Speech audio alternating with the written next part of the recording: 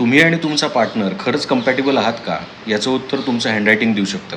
हँडरायटिंगमधून personality traits, emotional patterns आणि व्यक्तीचे subconscious behaviour patterns दिसतात. जर दोन लोकांच्या हँडरायटिंगमध्ये काही स्पेसिफिक गोष्टी मॅच होत असतील तर तेव्हा त्यांची इमोशनल हार्मोनी खूप छान असते आणि इन शॉर्ट ते एकमेकांना कम्पॅटेबल आहेत असं आपल्याला कन्फर्म सांगता येतं. हे 4 आस्पेक्ट्स जर दोघांच्या हँडरायटिंगमध्ये मॅच झाले तर बिनधास्त रिलेशनशिपमध्ये तुम्ही पुढे जायला हरकत नाही. पहिला ट्रेट आहे सिमिलर लेटर स्लॅन्ट्स. यातून दोघांची इमोशनल अलाइनमेंट आणि शेअर्ड व्हॅल्यूज समजतात. दुसरा ट्रेट आहे बॅलन्स्ड वर्ड स्पेसिंग. ना खूप क्लोजनेस ना खूप डिस्टन्स. यामुळे एक हेल्दी स्पेस या रिलेशनशिपमध्ये मेंटेन होतीये का हे आपल्याला समजतं. तिसरा ट्रेट आहे मॅचिंग प्रेशर लेवल्स. यामुळे एकमेकांची इमोशनल इंटेन्सिटी एकमेकांची सिंकमध्ये आहे का ते समजतं. आणि चौथा ट्रेट सिमिलर सिग्नेचर एनर्जी. खूप महत्त्वाचं आहे. दोघांनाही रिलेशनशिपमध्ये एम्पॉवर्ड वाटतं का नाही हे याच्यातून आपल्याला दिसतं.